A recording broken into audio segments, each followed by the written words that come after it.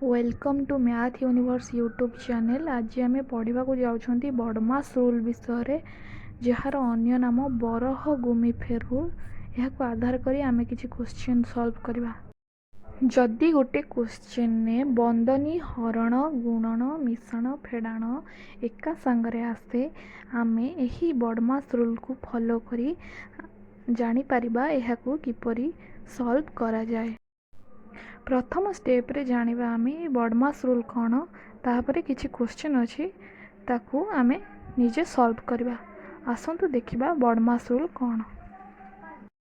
B for bracket. Bracket रे आमे बंदनी विषय पढ़िबा।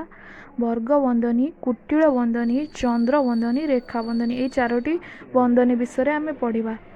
ओ फॉर ऑफ एठी आमे मल्टीप्लिकेशन करबा। डी फॉर डिविजन हरण करबा। एम फॉर मल्टीप्लिकेशन गुणन करबा। ए फॉर एडिशन एठी आमे मिश्रण करबा। एस फॉर सब्ट्रैक्शन फेड़ाण करबा।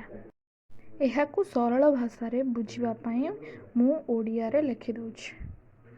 बरह गुमिफे। जदि आमे गोटे क्वेश्चन सॉल्व करूछंती सेठी जदि बंदनी हरण गुणन मिश्रण फेड़ाण जदि एका संगरे आसुची तेबे आमे फास्ट बंदनी काम करवा, देन हरण करवा, गुणन करवा, तापरे मिश्रण करवा, तापरे जाई फेड़ाण करवा। बास एतिकी थिला आमर कॉन्सेप्ट। यही कॉन्सेप्ट को यूज करके आगो को आमे किछि क्वेश्चन करवा। एटा बड़मास रो फास्ट पार्ट। एठी कॉन्सेप्ट सहित अल्प किछि क्वेश्चन अछि किंतु सेकंड पार्ट रे मु केवल क्वेश्चन आनिबी। चलंतु देखिबा फास्ट पार्ट रो फास्ट क्वेश्चन कौन अछि। कॉन्सेप्ट बुझी गले आपण फास्ट निजे ट्राई करंतु क्वेश्चन टी को निजे करिया पई। आसंतु देखिबा क्वेश्चन रे कौन लिखा अछि। क्वेश्चन टी फास्ट देखंतु। देन आमे बड़मास रूल पढ़ी छंती। फास्ट कौन सॉल्व करबा। ब्रैकेट भीतर जहाँ अच्छी ताको सॉल्व करवा। 2 + 3 जहाँ लिखा है ताको आमे ब्रैकेट देख लिखिदवा। फास्ट आमे 2 + 3 रो ऑपरेशन करवा। 2 + 3 5 ताको जेमिति ब्रैकेट देख लिखिया कथा लिखिदवा। देन सॉल्व करवा इनटू अ ब्रैकेट। आ भीतर आमे फास्ट सॉल्व करवा ब्रैकेट 7 - 5 जेमिति लिखा है एक्जेक्टली सेमिति लिखिदवा। 7 - 5 टू 9 × 2 को ब्रैकेट भीतर लिखिदवा। देन ब्रैकेट उठेवा 9 × 2 18 बाहरी गला हमर आंसर। देन नेक्स्ट क्वेश्चन देखिबा कौन अछि। नेक्स्ट क्वेश्चन सेही भली भाबे आमे रूल फॉलो करी कि नेक्स्ट क्वेश्चन आंसर करबा। निजे करिया को फास्ट ट्राई करंतु तापरे न आसिले मो सॉल्यूशन देखंतु। ब्रैकेट अछि आमे फास्ट ब्रैकेट काम करबा। रेखा बंदनी रु स्टार्ट करवा। रेखा बंदनी तले कौन अच्छी 1 - 1 जहाँ लिखा है सेमिति लिखि चलेवा। रेखा बंदनी पर्यंत जो परि भावे लिखा है से परि भावे लिखि चलेवा।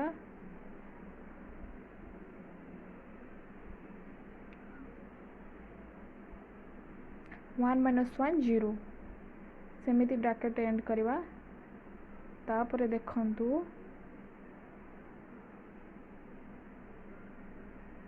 चंद्रबंदनी भितर जाए आम सॉल्व कर लिखे 1 - 0 - 1 1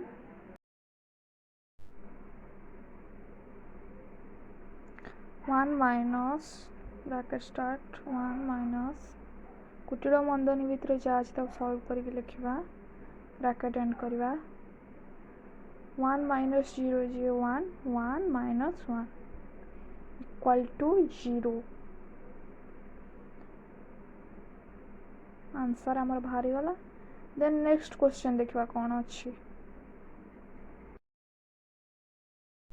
यही क्वेश्चन टी भी पूर्व क्वेश्चन मानक भली किसी भी एक्स्ट्रा नहीं। जहाँ लिखा है आमे लिखिदबा। रेखा बंदनी रु स्टार्ट करवा सॉल्व करवा। रेखा बंदनी पर्यंत आमे लिखिदबा जो टाइप रो लिखा जाय। 5 - 5 0 ब्रैकेट एंड करवा। जो सब ब्रैकेट आमे देथिले तार एंड करवा। तापर लिखा चंद्र बंदनी भितर जहाँ अच्छी ताको आमे सॉल्व करवा। 5 - 0 5 ब्रैकेट एंड कुटिल बंधनी भितर जहाँ अच्छे तापर आम सॉल्व करवा 5 माइनस 0 ब्रैकेट एंड 5 माइनस 0 जे 5 माइनस 5 इक्वल टू 0 एटा को भी निजे करिया को ट्राई करंतु क्वेश्चन लिखिकी देन आम नेक्स्ट क्वेश्चन को जीवा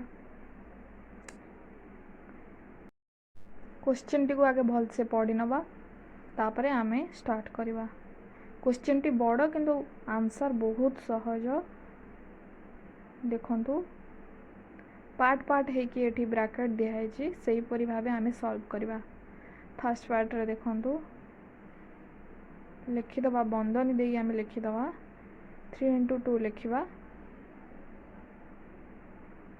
रेखा बंधनी काम आम आगे करवा एठी 6 रु 3 गले 3 bracket and minus bracket start 15 हरण 8 रु 3 फेड डाउन करके लिखा 5 ब्रैकेट एंड ब्रैकेट जदि आप स्टार्ट कर मन कर ब्रैकेट एंड करेंगे ना क्वेश्चन रंग हो सेमिति आम रेखा बंधनी काम करवा ताको सॉल्व कर लिखा नेक्स्ट स्टेप रे ब्रैकेट स्टार्ट करके 3 को 2 सहित गुणिक लिखा तापर ब्रैकेट भितर जहाँ अच्छी ताहा लिखा ब्रैकेट एंड करवा माइनस 15 को 5 रे हरण करके लिखा प्लस जो ब्रैकेट रो ऑपरेशन आम करवा से ब्रैकेट आस्ते आस्ते उठी जीवो एबे आमे 6 माइनस 6 करवा आमर कुटिल बंधनी उठी जीवो 0 केवल रहिबो 6 को 3 सहित मिसई की लिखा 0 रु 9 को माइनस कले -9 आंसर बाहर आमर आंसर बाहरी गला एबे आउ जति क्वेश्चन रहिला आमे नेक्स्ट पार्ट रे चर्चा करबा ता विषय।